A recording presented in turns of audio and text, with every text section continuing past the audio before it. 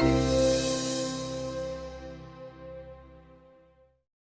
have a very special treat today. We have Alaka Wali in here to talk to us. Alaka is a curator of North American Anthropology at our very own Field Museum. She's also the founding director of the Center of Cultural Understanding and Change, which was founded in 1995. Her research focuses on the relationship between art and the capacity for social resilience, so something that we really care about here at Google. And today, she'll be talking to us about the repurposing of century-old collection to tell modern stories. So please join me in welcoming Alaka Wali today to talk. Thank you. Well, if you all ever need an anthropologist, I'm ready to be hired here at Google. What a wonderful place, what a great building. We got a great tour with Joe. So and I'm really happy to be here to talk with all of you about the Field Museum's newer projects. I've been there for about 20 years. I should tell you that I'm not your standard curator type. I don't know if you all have stereotype visions of what a curator is, but I'm not that. I'm an applied anthropologist. I've always, in my whole career, been interested in how we can use anthropology to solve problems, especially pressing problems that face people today. I work both here, I do urban anthropology, and I also work in the Amazon, working with indigenous communities around issues of how we can engage people to better conserve the forests in which they live. And here in Chicago, we work with communities in all of the different neighborhoods around Chicago as well, and thinking about, again, their place here, then how to make a better quality of life that includes caring for our environment, but also what it takes to make a better quality of life. So that's part of what I've been doing at the Field Museum, but I'm also the person since 2010 who's taken care of or been responsible for our North American Anthropology collections. And so that's what I'm gonna talk to you about today. When I came to the museum, there was really a sense at the museum that we needed to do more than just exhibits of dinosaurs and mummies. We love our dinosaurs, we love our mummies, but we have a lot more to offer than just dinosaurs and mummies. And so we really wanna begin to think about how can we use our collections, how can we make them relevant to today, to contemporary issues. So that's what I've kind of been thinking about and working on since I became the curator of this collection, the North American collection. So that's what I'm gonna talk to you about, and then hopefully we'll just have a dialogue as well about some of that or about any of the other work we do at the Field Museum. So the Field Museum, it's this century-plus old institution in Chicago. It's actually the 4th largest natural history museum in the world in terms of the size of our collections. We have over 30 million between the specimens, the natural history specimens, and over 1 million artifacts in the anthropology collection. So we are a world-class institution, if you will. And so we do have all of these collections. Here's Stanley Field Hall with you can just see Sue in the back there and our elephant. So it's a classic, Greek evocative of the temple, the museum, right? Kind of institution. And we have these amazing collections at the Field Museum. I'm just gonna focus on the anthropology collections that speak to the heritage of the world in terms of who we are as human beings. Who are we as human beings? What do we do? What have we done? So those 2 objects I just showed you were from the North American collection. This is a sword and shield from Africa. This is an amazing sort of armor, sort of vest, also from Africa. This is from South America. And these are our bronze sculptures that I'm going to talk about in a minute. So we have this amazing collection. Every single object, I think, in our anthropology collection, some of them are not as beautiful. I gave you some beauty shots there, but some of them are not that beautiful, but they're still amazing for the stories they can tell. And the problem is that the stories we had been telling in the old halls, in the old museum, have been problematic stories. And some of our halls, like this one, is the North American Indian Hall, still look like they're stuck in the 1930s or 1900s even image of what a natural history museum should look like. And so that's a problem because, science changes and we're a scientific institution. And if we're gonna tell relevant stories, we have to keep up to date with both the way we talk about and represent culture and what we know about human social behavior, and we have to be able to do it in a compelling way. So that's the kind of problem that's confronting us right now as we think about how to transform the museum and how to repurpose our collections. Because they are so amazing, they can tell powerful stories. So how do we do that? How do we make them tell? How do we get them to tell the stories that they're capable of telling? So today I want to talk to you about 3 different examples of how we're starting to think about repurposing the collections to tell contemporary stories. I'm going to talk about the Malvina Hoffman sculptures, the bronzes, talk about collaborating with contemporary artists, and then talk about our Native North America collection. So the Malvina Hoffman sculptures, this is the new exhibit that we just opened in January. It'll be in its current location for about another 2 years or a year and a half. So please come see it.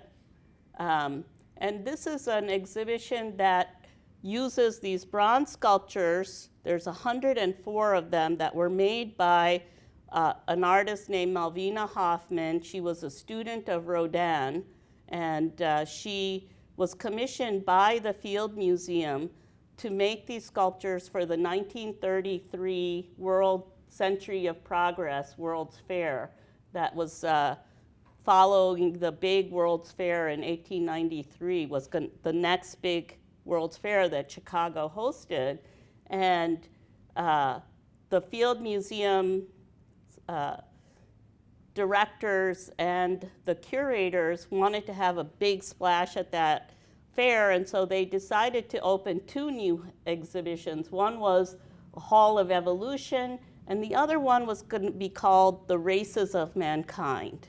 And what they wanted was to show what at that time was considered state-of-the-art thinking about race and the way in which we can categorize human beings. But rather than just have an exhibit that basically looks like this, right? They decided, and they had been for a while, the Field Museum directors and curators had been using artists in making the dioramas. I think many of you might be familiar with the dioramas.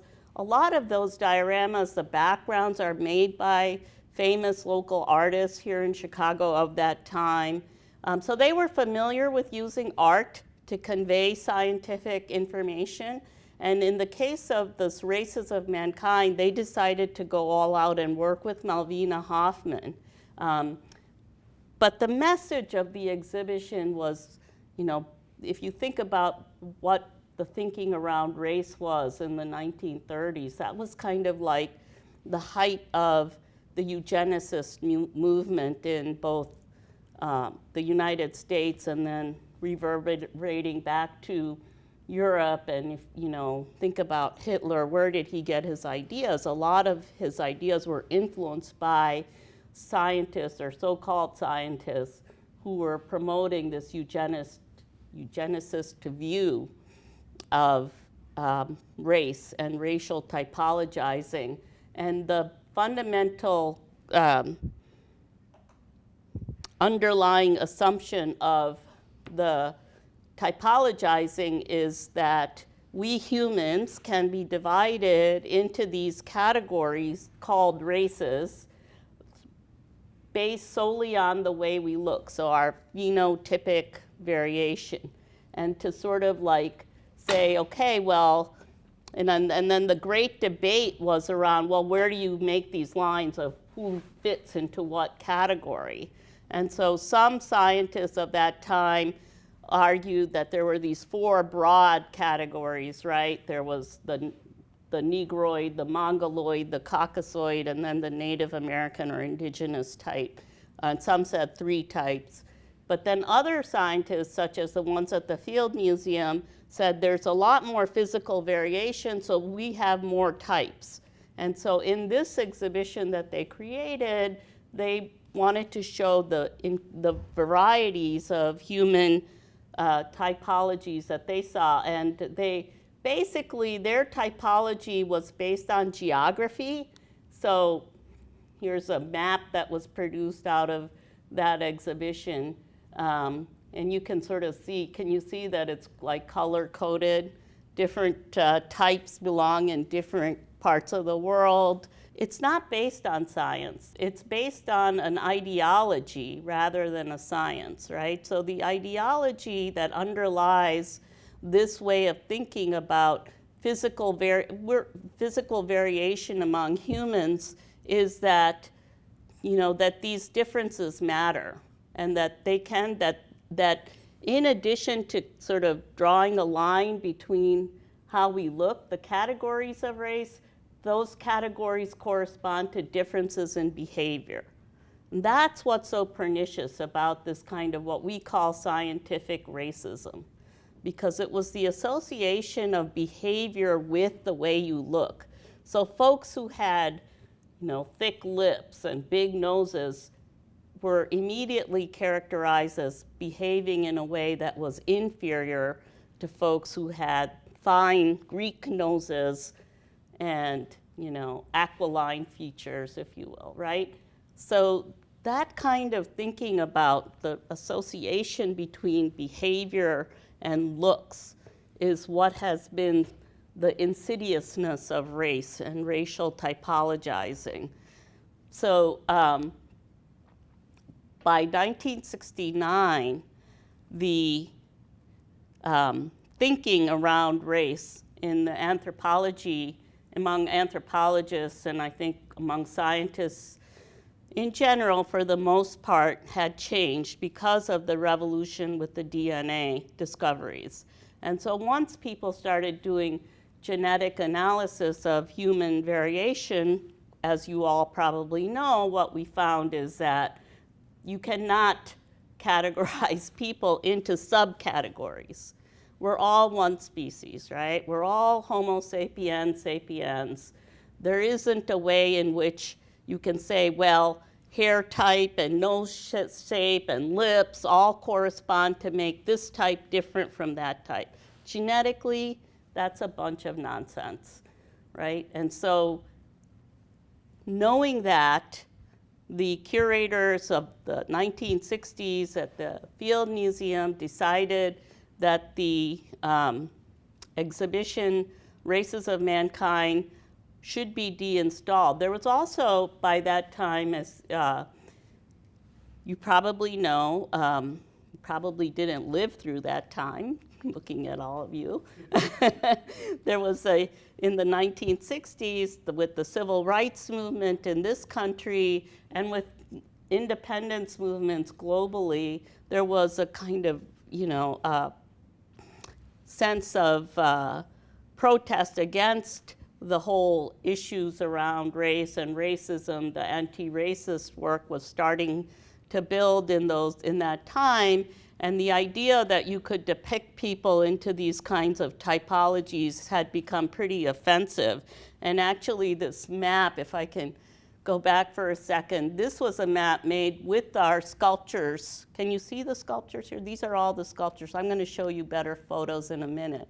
This was made by Hammond, the map company, and used in schools around the country. So it's very widely distributed, and this African American poet, Amiri Baraka, or Leroy Jones, as he was known, saw the map, wrote a letter to the Field Museum, and said, you should cease and desist in using this kind of racist material. And so the Field Museum was getting a lot of pressure around the exhibition, although it was a very popular exhibition because people really loved the sculptures. So if you come to the museum and see them, you'll see why the sculptures themselves have a very compelling quality to them. They're Malvina Hoffman, as a student of Rodin, knew how to sculpt in bronze. In fact, the original idea of the curators was that these figures of the races would all be plaster casts, and she convinced them that they should be these bronze statues. And she was in love with the human form as well, so her sculptures are all of beautiful people. Look at this guy. I mean, you know, and even when they depict what seems so exotic to us, people have this quality of dignity in her sculptures. And so the sculptures have remained popular.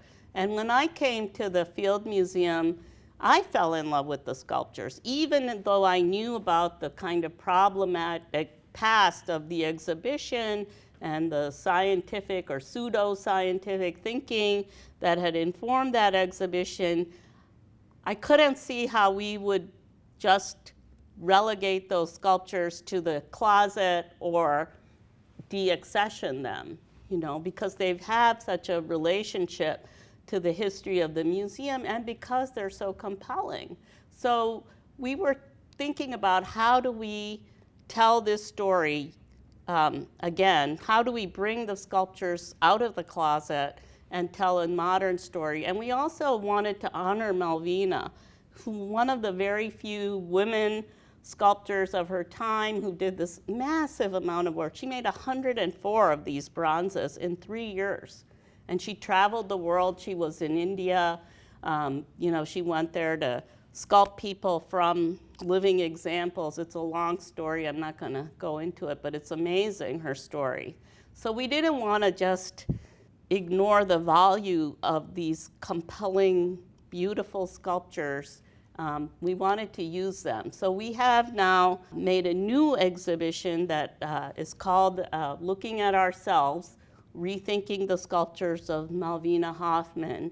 And in that exhibit, we now talk about what we know today about race and racism and how the thinking around race has continued to persist and continues to impact our lives today. So here, what you see here are some of the busts that she made.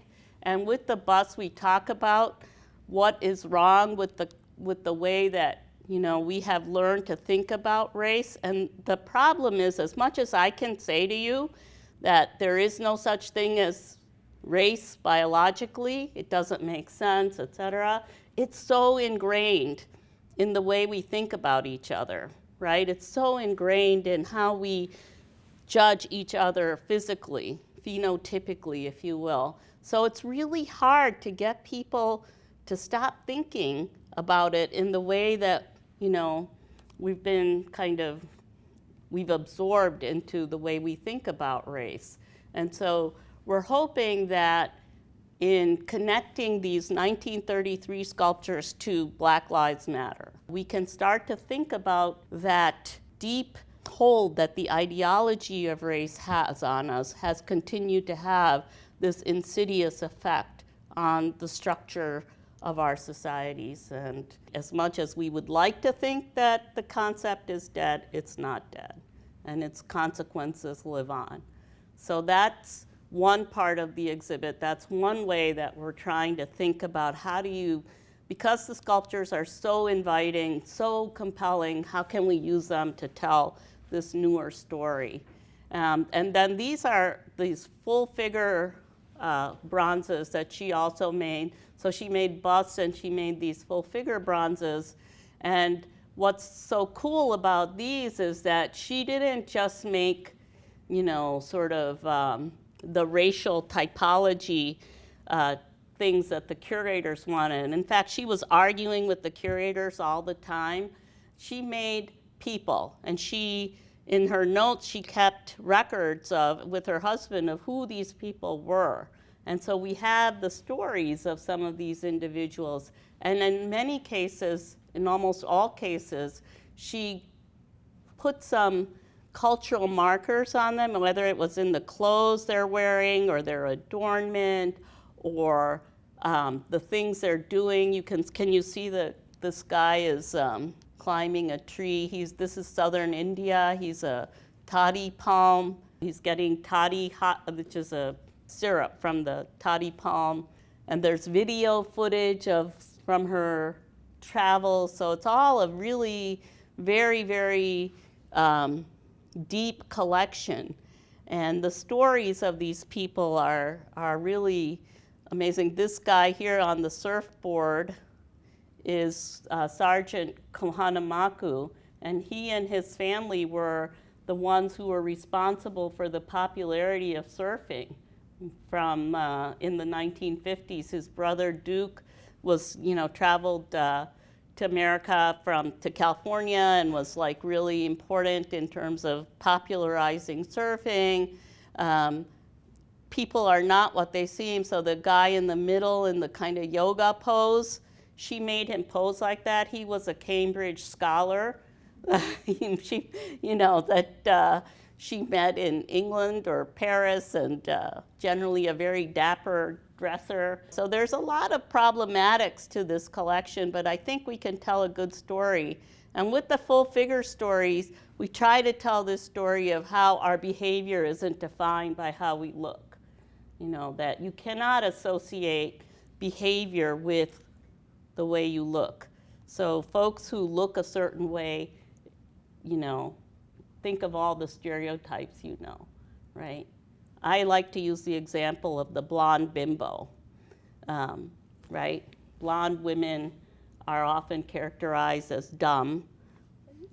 So we know that's not true, right? I mean, I don't have to go into the obvious, but people who look like this, these are the San people from the Kalahari Desert, often characterized as our Stone Age ancestors, as the people who, you know, are the most primitive of the primitive. Well, these people have a history. The San were, in fact, for a long time, they were agricultural folks. They had cattle, and then they were pushed off their lands. They end up in the Kalahari Desert.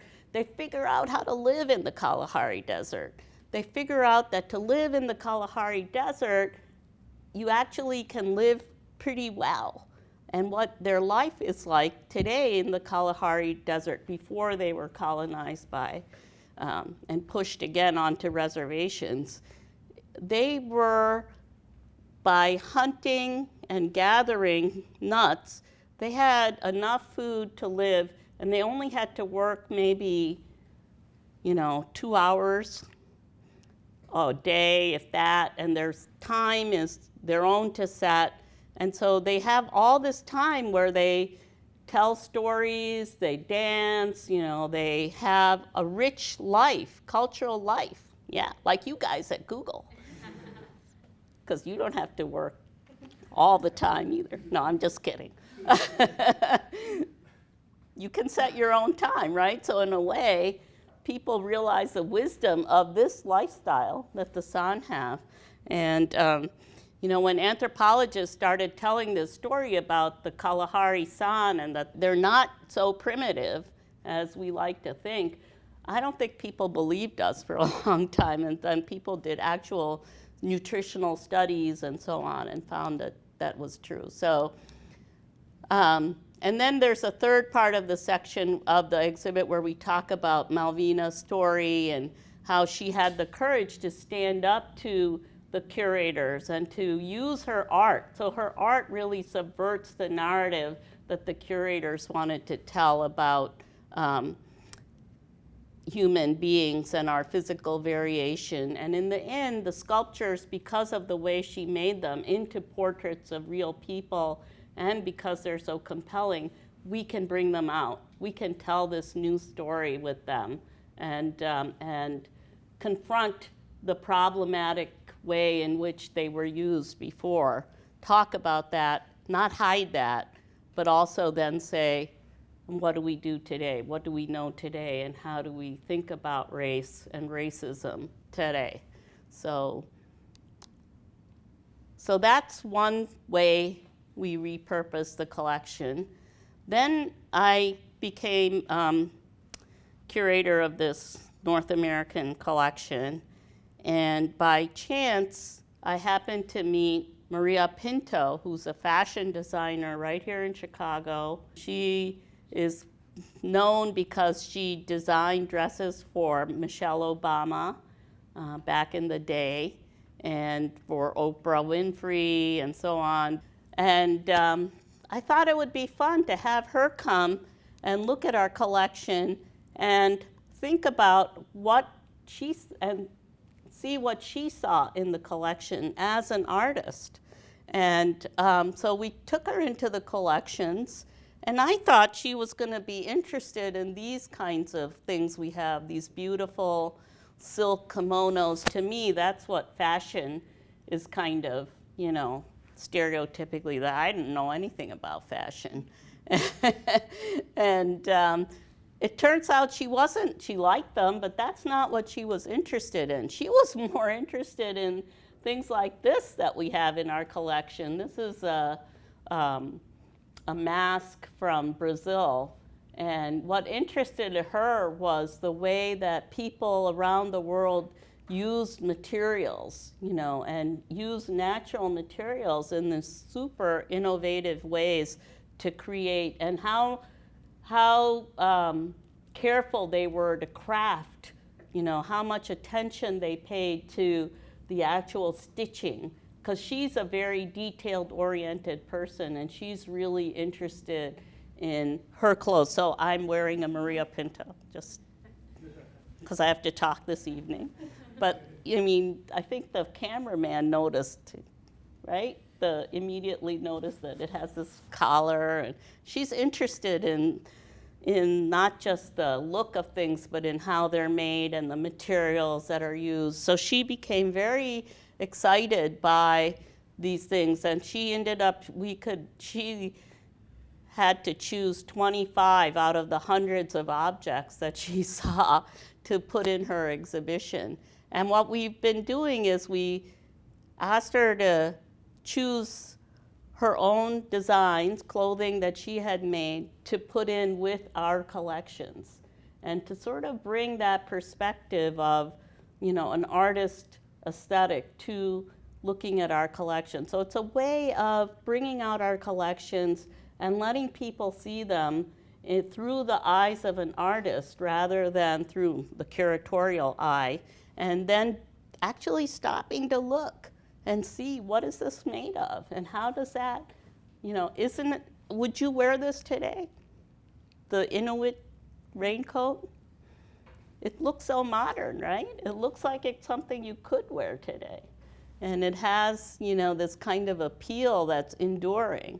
And, you know, and her own designs, that kind of translucency that you see in the Inuit raincoat or coat made out of seal intestine, is something that she had been, she wasn't directly inspired to make that by this, but there's a resonance there. So the coat, when is the coat from? The coat is from probably the late 19th century. Yeah. Is it made out of seal? It's made out of seal intestine. Yeah, waterproof, right? It's for, you know, here's the thing. People, yes, everything is functional. So, you know, when people make stuff, they want to make it for functional, but there's always, in our collections, what you begin to see, and this is what has been so powerful for me, is this aesthetic element to everything people make. To make it functional, they didn't have to trim it with these beautiful, right? They didn't have to do that, or seams, or kind of pay attention to any of that. So think about what that says about human creativity and why people want to have aesthetic things around them all the time. And what have we lost? Because if we don't pay attention to that sense of aesthetics, that's the art and social resilience thing that I'm working on. So here's another example. And what was fun about doing this exhibition was, in addition to just putting the objects with her designs, we told the stories of how they were made. And we didn't put labels because I didn't want to have her installation marred by didactic label copy. So instead, we did that on a touch screen. And so you could touch each one of these, including her garments, and you could see the story about that piece and what we knew about it. And then sort of in that same vein, but now more recently, I've been working with Native American artists because we have this about 75,000 objects from Native North America as anthropology objects. If we look at our archaeology collections, there's over 250,000 from Native North America. And so it's a really daunting responsibility to think about how do you bring that out responsibly and in a way that respects Native voice. Because there's, at this point, I think we at the Field Museum feel that just having a sort of, curatorial voice telling the story, it's not as rich and it's not as accurate even as including the voice of the people whose heritage this collection represents. So again, the question I was faced with was, well, which people and who? So I have selected to work with artists from the Native community. And today, Native North American contemporary artists, that scene is booming, it's exploding. There's so much rich work that Native artists are producing right now. So there's like no end to what we can do working with Native American artists. And again, it's their unique perspective. It's not a community or a collective perspective, but it is collective and individual at the same time. And so the first one we worked with was Bunky Echo Hawk. He's a Pawnee artist. The reason I got interested in him was because I found out that he was asked by Nike to design Nike wear. They have a line called N7, which is specifically for Native American athletes or people of Native American heritage. It's a really cool 7th generation thing, and they actually asked Native artists to design the line. So he was one of the first to do that with them. And so he came, and like Maria Pinto, he was selecting objects. He chose objects pretty much from the Pawnee, and then his mom is from Yakima peoples in Washington State. And this guy, he's not even 40 yet, I don't think. And his father is a very famous Native rights lawyer, Walter Echo Hawk, but Bunky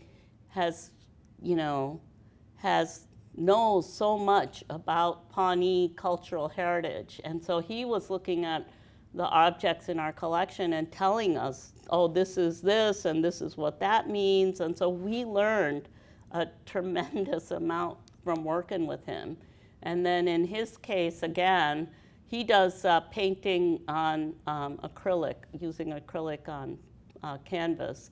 And he selected, I think, about 20 objects and paired them with his work. And here, can you see that he was inspired to make this painting, out with the old, in with the new. I love that, because when he saw like this dress, which is in our collection, and that's probably this is a ghost dance dress from the time of the ghost dance, late 19th century. And then see these? These are buffalo horn spoons. That the actual ones are also were in the exhibit. These are, he fell in love with these spoons made of buffalo horn. Look at how, that's what I was saying, you know, it's just a spoon, but look at how beautiful it is, how well crafted it is. And he was like thinking, and he says, think about what it meant to eat with a spoon like that. You know, how would your food taste? How would you think about who you are, having made and, you know, knowing who made such a spoon? And then think about what we eat with today, you know, plastic, or even if we're using stainless steel. You know, it doesn't have that power. It doesn't tell you something about yourself, right? When you don't have that same kind of aesthetic to the quality of your everyday life. And so that, for me, that was a very powerful moment. And that painting is powerful because, you know, he's basically saying, are we throwing out the old in favor of the new? And what does that mean when we do that? And here's another one. This is a very popular painting. You can go on his website and get prints of this one, the Yoda in the headgear. It's called If Yoda Was an Indian. And Bunky came to the opening of the exhibit, and all these kids saw him and immediately wanted to have their photo taken with him. And it was wonderful, kind of a moment there. So now, right now at the Field Museum, we have 2 new exhibitions that are just opened October 29th, and they're with 2 contemporary Native artists. One is Rhonda Holy Bear. She's a Lakota artist, and the other is Chris Pappan, and he is a Chicago urban Indian, but he's enrolled in the Kanza tribe out in Oklahoma. Now, they used to be Kansas, and that's where the name for the state comes from. And he's also part Osage. And so Rhonda does this incredible bead work. She taught herself how to bead and to carve. And Chris is a ledger artist, which is a narrative tradition that comes from the Plains Indians, where there was always a long tradition of drawing on hide or rock art among the Plains Indians. And then when they became confined to reservations or imprisoned on forts in the late 19th century, they got access to paper, and they were making these paper drawings on paper called ledger art. Often it was ledger books. And so he calls himself a 21st century ledger artist. He's reviving that tradition. Here's Rhonda with the people who gave us the initial, they live in Chicago, some of her figures, some of her older figures, and then her story is really cool because she grew up here in Chicago and used to come to the Field Museum all the time and was inspired by the collections to start making her figures, her dolls, and did a lot of research in our collection so that she could make accurate representations of you have to come see the exhibit because her work is pretty spectacular. And again, some of you can see where, you know, some of her inspiration comes from. Look at these. This is 1893. And with Chris, we did something really different. This is Chris. This is his drawing that we purchased for the museum, and we purchased this one too. I showed you that old hall, right? Remember I showed you in the beginning with the mannequins and the faceless mannequins? Well, that hall is the hall that is the last of the permanent halls that has never been changed since the 1950s. And we are about to begin the process of redoing that hall. We want to, you know, we're in the hunt for money to redo the hall and rethink how we are going to do it. But in the meantime, you know, we thought, why not have Chris's exhibition be an intervention in that hall? Why not have him comment through his art on the representation of Native peoples from this moment in our past? And you don't have to say a lot. You know, when you see his these are kind of reproductions of his work, and then he made these especially as decals to put on the cases. You don't have to say a lot, you know, for people to stop and look and see things differently. And I don't know if you can see this back here. This is a drawing he did of a powwow chair. And there's a collection from our, like a fake catalog card here. So he's got a really great sense of humor, and there's a lot in the of his drawings that have this kind of wry sense of humor, as well as these interventions on the cases.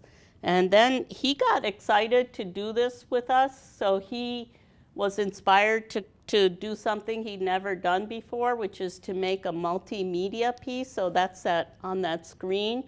In the middle of the hall is this piece that he did with two of his collaborators, Adam Sings in the Timber and Santiago X. Adam is a film videographer, and then Santiago X is a musician.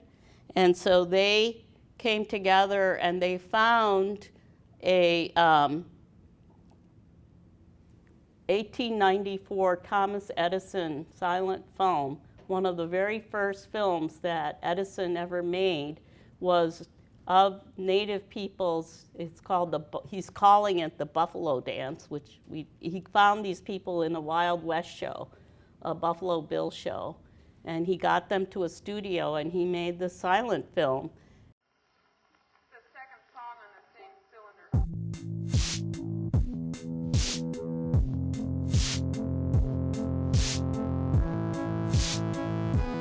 So Chris is commenting on these old representations of Native peoples, both in our hall and, you know, in the way Americans have thought about Native peoples, right? And they start deliberately distorting the film. I don't know if we're going to see that, but also superimposing these images from contemporary times to say, Native peoples are still here. Native peoples are thriving. They haven't disappeared. They're not, you know, some relic of your imagination or some distortion version of what they are, you know, today. And so I think, and here is the last scene in the film. It's also 4 minutes of the current protest right now that's going on in North Dakota against the pipeline, the Dakota Access Pipeline. How many of you are familiar with what's going on there? Yes, good, that's good. And so I think, I hope I've been able to show you that you can repurpose, you know, the past. You can use our incredible collections to tell stories that are relevant to today, that concern all of us. Nothing can be more important than thinking about race, right? It affects all of us today. We have to think about it. How do we do it? What is our job in our museum to help people think about it? Native peoples, you know, are here with us. They have a lot to teach us about what we should value in life. Why should we value water over oil? Now that's what that protest is about. So I think listening to them, thinking about what they have created for us. Why is it important to make stuff beautiful? You know, why is that important for human beings to make things beautiful? Listening to that, thinking about that is a great part of how we can begin to bring people into dialogue with each other and with our amazing collections. So thank you, and thanks to our staff who will send that.